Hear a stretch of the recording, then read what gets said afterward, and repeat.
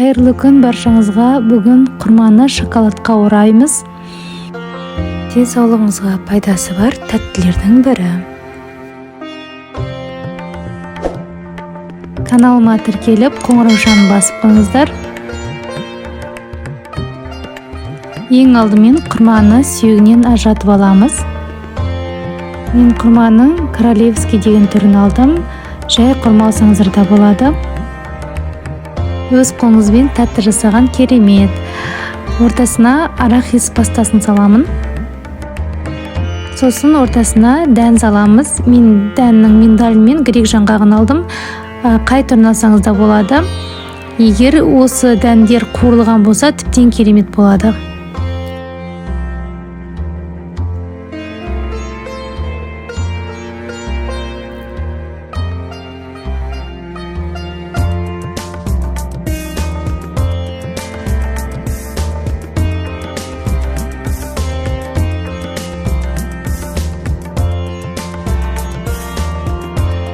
Шоколадты эритип аламыз. Мен микроволновкада эритип алдым. Мен микроволновкада эриткенге 1 минут 10 секунд кетти. 15 секундка коясыз, араластырасыз, тагы да 15 секундка коясыз. Соңуна келгенде 10 секундка коюп отуруп араластырасыз. Мен Казакстан шоколадын алдым. Шамамен 2,5 плитка кетеди. Менде курма 25 дана болду. Енді осылай шоколадымызға батырып аламыз.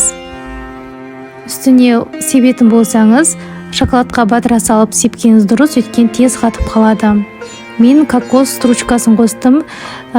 Үстіне орех қоссаңыз да болады, вафли қоссаңыз да болады. Сосын құрмамыздың шоколады қату үшін холодильникке салсаңыз да болады, морозилкеге салсаңыз да болады. Өз қолыңызбен жасаған дүкеннен сатып алғаннан да керемет болып шығады. Қыздар, жасап көріңіздер. Міне менікі дайын болды. Морозилкеге салып қойдым. Бір 15 минут 10 минутқа салсаңыз жетеді.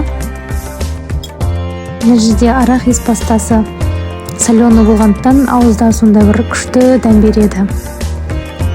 Мінекей осындай керемет дүниені өзіміз қолдан жасадық. Сіздер де жасап көріңіздер. Описание бөліміне жазып кетемін қолданған заттарды. Видеоны соңына дейін көргендеріңізге алғысым шексіз.